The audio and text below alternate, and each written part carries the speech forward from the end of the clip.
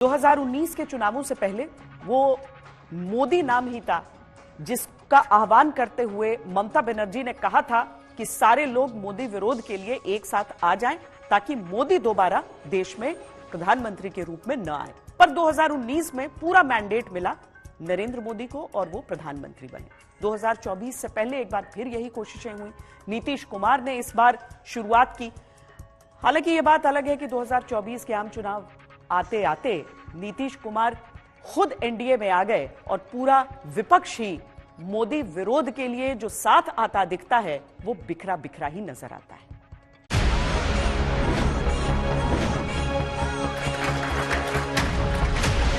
मोदी यानी गारंटी पूरा होने की गारंटी। श्री नरेंद्र मोदी 2044 तक तीसरी अर्थव्यवस्था की बात, ये इनकी सोच,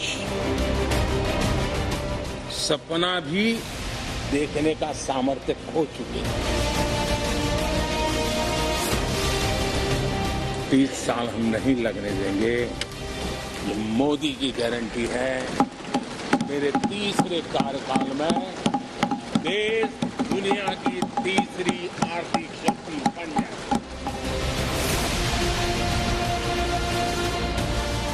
एक नाम जो जीत की गारंटी बन गया।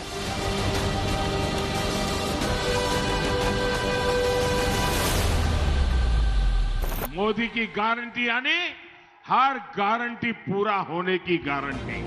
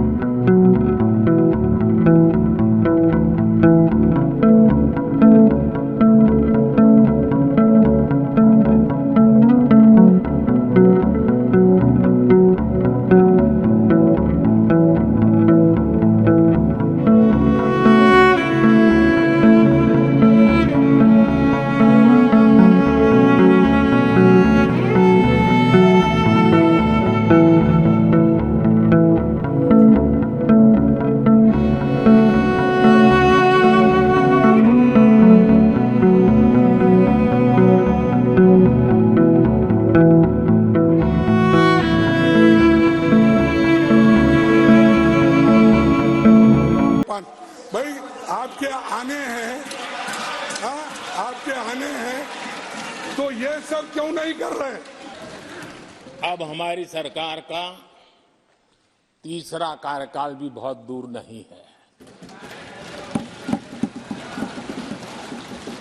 ज्यादा से ज्यादा 100-125 दिन बाकी है। और अब की बार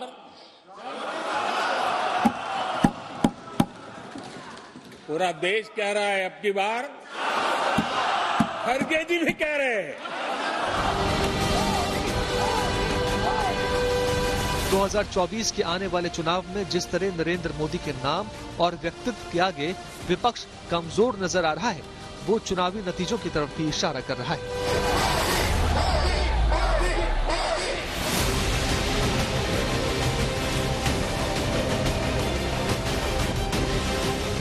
जुलाई 2023 में बीजेपी के मजबूत किले को ढहाने के लिए विपक्ष की सेना एकजुट हुई थी, लेकिन वक्त और हालात ऐसे बदले कि किला ढहाना तो दूर, सेना में ही बगावत हो गई।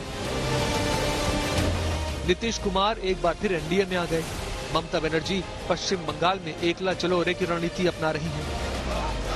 संदेश खाली मामले पर कांग्रेस खुलकर ममता के खिलाफ आ गई। ये बांग्लाয় কি হবে জানেন? আগামী দিনে যখন প্রাইমারি স্কুলের ছাত্রছাত্রীরা পড়াশোনা করবে তখন ছাত্রছাত্রীদেরকে হয়তো একটা কোশ্চেন লিখে জিজ্ঞেস করা হবে যে কুকুর কয় প্রকার ও কি। তো ছাত্রছাত্রী বলবে একটা দেশি, একটা বিদেশি আর একটা তৃণমূলের পুলিশ। उत्तर प्रदेश में अखिलेश यादव और कांग्रेस के बीच सीटों पर सहमति नहीं बन रही। पंजाब में आम आदमी पार्टी और कांग्रेस अलग अलग चुनाव लड़ेंगे। सबका कारण एक ही है, मोदी मैजिक के आगे हौसले पस्त हैं। তুমি 40টা সিট পাবে কিনা আমরা জানি না, সারা ভারত 300টা সিট লড়ে। আজ তোমাদের এত অহংকার। नीतीश कुमार को आरजेडी और इंडिया गठबंधन के साथ से ज्यादा मोदी का साथ भाया तो सारे पुराने गिले शिकवे भुलाकर चले आए एनडीए में।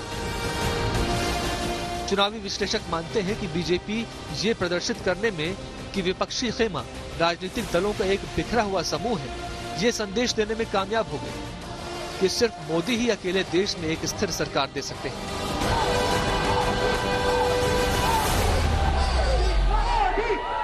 कुछ दिन पहले भानुमति का कुनबा जोड़ा,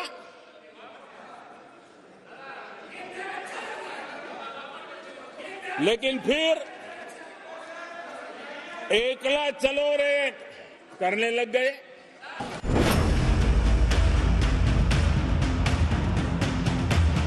नरेंद्र मोदी की मैजिक के सामने कांग्रेस कहां है, ये बड़ा सवाल है।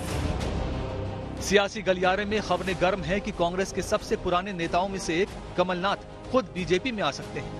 कमलनाथ, उनके बेटे नकुलनाथ और कुछ विधायक भारतीय जनता पार्टी में शामिल हो सकते हैं। ये अपने आप में कांग्रेस की हालत पर सवालिया निशान लगाता है कि जो कमलनाथ इंदिरा गांधी के बेटे की तरह माने जाते थे, वो आज खुद को हाशिए पर महसूस कर रहे हैं। आप लोग इसका एक्साइट क्यों? क्या बीजेपी ज्वाइन कर रहे हैं सर? अगर ऐसी कोई बात होगी, सबसे पहले मैं आप लोगों को ही कहूंगा। आप इनकार नहीं कर रहे सर, आप इनकार नहीं कर रहे। मैं तो कह रहा हूँ, इनकार की बात नहीं है। जी जी, ये आप लोग कह रहे हैं जी, आप लोग एक्साइट हो रहे हैं। मैंने कहा मैं तो एक्साइट नहीं हूँ इस तरफ या उस तरफ, पर बात यह है कि अगर ऐसी कोई बात होगी, मैं आप सबको सबसे पहले खबर करूंगा। जिस व्यक्ति ने अपने राजनीतिक जीवन की शुरुआत नेहरू गांधी परिवार के साथ, उनके पीछे साथ में खड़े होकर उस समय लड़ी थी जब पूरी जनता पार्टी, उस केंद्र की सरकार इंदिरा जी को जेल भेज रही थी। उस आदमी को आप कभी उम्मीद भी कर सकते हो कि ऐसा आदमी कभी कांग्रेस और सोनिया गांधी जी के परिवार को छोड़ के जाएगा? जो खबरें हैं निराधार है। कोई किसी प्रकार की वो भावना कभी सपने में आप सोच सकते हो कि इंदिरा जी का तीसरा बेटा कांग्रेस छोड़ सकता है? कभी महाराष्ट्र के मुख्यमंत्री रह चुके अशोक चव्हाण बीजेपी में शामिल हो चुके हैं। मिलिंद देवड़ा कांग्रेस छोड़ चुके हैं। आखिर वो क्या बात है जो कांग्रेस के दिग्गजों को पार्टी छोड़ने पर मजबूर कर रही है?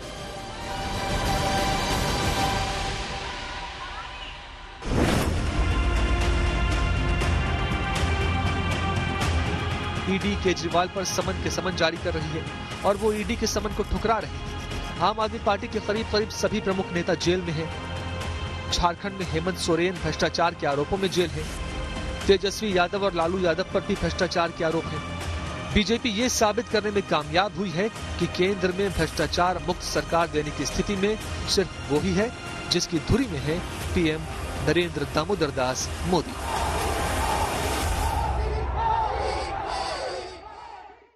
ज्ञान यानी कि ग्रामीण युवा, अन्नदाता और नारी।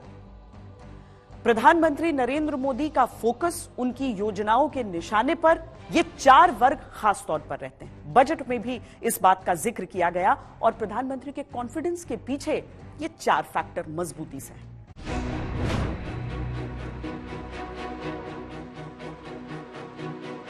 ज्ञान, जिसके हर अक्षर पर पीएम मोदी का ध्यान है।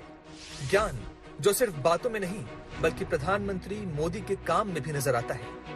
ज्ञान एक छोटा सा शब्द लेकिन जिसके मायने बड़े हैं। जी यानी गरीब, वाई यानी युवा, ए यानी अन्नदाता या किसान, एन यानी नारी।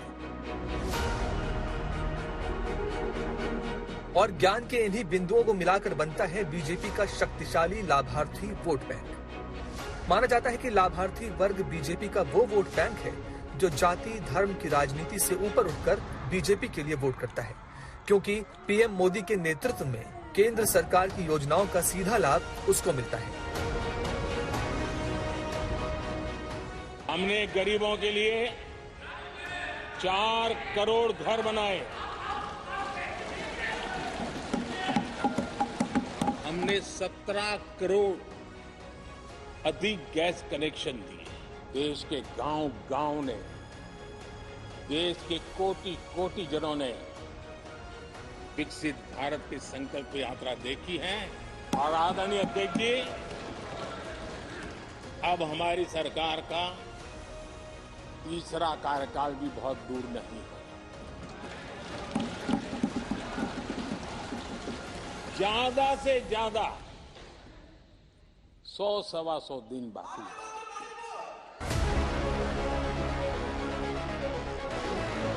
बीजेपी दावा करती है कि उसने देश के 25 करोड़ लोगों को गरीबी रेखा से बाहर निकाला है।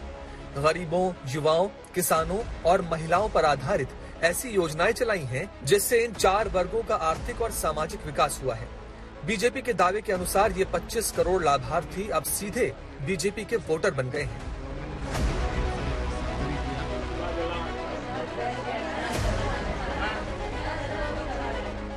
सिर्फ इतना ही नहीं, पीएम मोदी के ज्ञान के आधार पर वित्त मंत्री निर्मला सीतारमण ने अपना बजट का पिटारा खोल दिया। पीएम मोदी के ज्ञान के पहले अक्षर जी यानी गरीबों को ध्यान में रखते हुए बजट में पीएम आवास योजना के तहत अगले 5 साल में 2 करोड़ और घर बनाने का वादा किया। इसके लिए बजट में खर्च को 66% बढ़ाकर 7,900 करोड़ कर दिया गया। गरीब कल्याण अन्न योजना के तहत 80 करोड़ परिवारों को अगले 1 साल तक मुफ्त अनाज मिलता रहेगा। इस पर केंद्र सरकार की ओर से 2 लाख करोड़ रुपए खर्च किए जाएंगे। सूर्योदय योजना के तहत 1 करोड़ घरों पर सोलर पैनल लगाए जाएंगे और उनको 300 यूनिट बिजली फ्री दी जाएगी। ज्ञान के दूसरे अक्षर वाई यानी युवाओं के लिए बजट में 1 लाख करोड़ का फंड है। युवा 50 साल के लिए ब्याज मुक्त लोन ले सकेंगे। ज्ञान के तीसरे अक्षर ए यानी अन्नदाता या किसानों से जुड़ी पुरानी योजनाएं जैसे किसान सम्मान निधि और फसल बीमा योजना चलती रहेंगी। पीएम मोदी के ज्ञान के चौथे अक्षर एन यानी नारी के लिए लखपति दीदी योजना को 2 करोड़ से बढ़ाकर 3 करोड़ किया जाएगा। आंगनबाड़ी कार्यक्रमों में तेजी लाई जाएगी। स्वास्थ्य कवर सभी आंगनबाड़ी कार्यकर्ताओं और सहायिकाओं तक बढ़ाया जाएगा। महिलाओं में सर्वाइकल कैंसर के लिए टीकाकरण को बढ़ावा देने के लिए 9 से 14 साल की बच्चियों को मुफ्त टीकाकरण होगा। When our government under the visionary and dynamic leadership of Honorable Prime Minister Shri Narendra Modi, वित्त मंत्री निर्मला सीतारमण ने अपना अब तक का सबसे छोटा बजट भाषण दिया तो ये इस बात की तस्दीक थी कि जल्दी ही वो पूरा बजट पेश करेंगे। सबका साथ सबका विकास as its mantra। ये मोदी के नाम पर भरोसा नहीं तो और क्या है कि जनता फिर एक बार से पीएम मोदी के नाम पर मुहर लगाने के लिए तैयार है।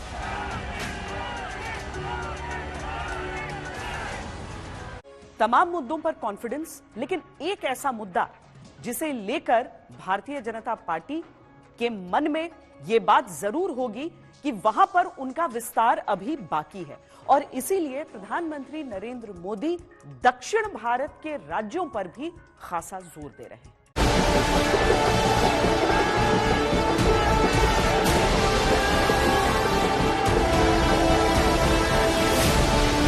Sisters and brothers of Tamil Nadu, Vanakkam.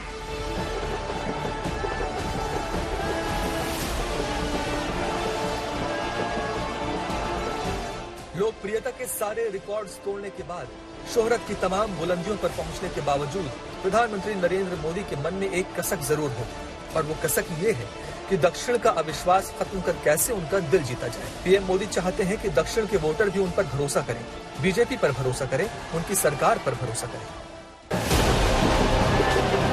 PM Modi इस लक्ष्य को लेकर बेहद गंभीर है और इसके पीछे 3 बड़े कारण हैं। बीजेपी को दक्षिण में कमजोर पार्टी की छवि से मुक्ति चाहिए। क्षेत्रीय दलों का वर्चस्व खत्म होगा तो बीजेपी का विस्तार होगा। दक्षिण भारत में वोट मिल गया तो मोदी सर्वमान्य नेता हो जाएंगे। इसीलिए ये सारी कोशिश जैसे दक्षिण भारतीय राज्यों में रोड शो, दक्षिण के कलाकारों के साथ मुलाकात, दक्षिण भारत के त्योहारों में शामिल होना, दक्षिण भारत में छोटी छोटी पार्टियों से गठजोड़ करना, ये न तो अकारण है न ही अचानक। आज विदेशी मेहमान आते हैं तो मेरा आग्रह रहता है कि आपको एक दिन किसी राज्य में जाना चाहिए। मैं उनको लेते के जाता हूं राज्यों में ताकि उनको पता चले कि मेरा देश यानी दिल्ली नहीं है, मेरा देश चेन्नई में भी है, मेरा देश बेंगलुरु में भी है, मेरा देश हैदराबाद में भी है, मेरा देश पुरी में भी है, भुवनेश्वर में भी है, मेरा देश कलकत्ता में भी है, मेरा देश गुवाहाटी में भी है। मोदी समझ रहे हैं कि दक्षिण भारतीय लोगों का विश्वास हासिल किए बगैर उनकी लोकप्रियता हमेशा सिर्फ हिंदी हार्टलैंड के साथ जोड़कर देखी जाएगी। लक्षद्वीप से लेकर अंडमान निकोबार का दौरा करके प्रधानमंत्री ने बदली हुई सियासत की लकीर खींच डाली है और अब राजनीति की उस रीत को बदलना ही उनका ध्येय है। यहीं से प्रधानमंत्री अपनी नई राजनीति को रचना चाहते हैं। ये न्यू मोदी के न्यू इंडिया का नया पाठ है। अपने दक्षिण दौरों के जरिए पीएम मोदी ने एक नए इतिहास की रचना का संकल्प सामने रखा है। मुझे खुशी है कि त्रिची एयरपोर्ट लोकल कला संस्कृति से, तमिल परंपरा से पूरी दुनिया को परिचित कराएगा।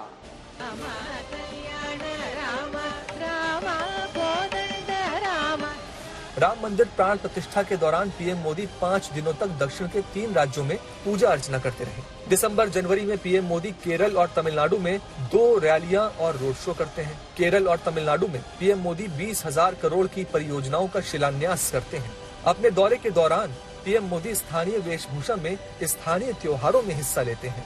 दक्षिण के कई कलाकारों के साथ साथ पीएम मोदी ने छोटी छोटी पार्टियों के नेताओं से भी मुलाकात की।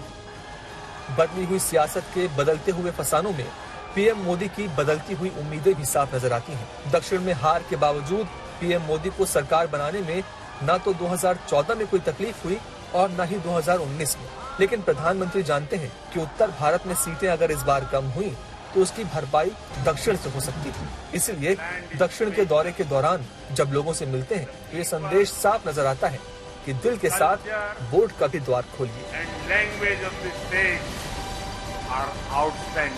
हमारी इस खास पेशकश में अभी के लिए इतना ही। देश और दुनिया की बाकी खबरों के लिए आप देखते रहिए आज तक।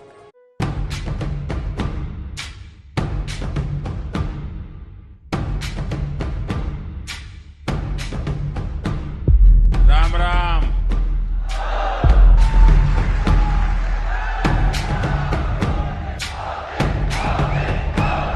पूरा देश कह रहा है अब की बार, खड़गे जी भी कह रहे हैं।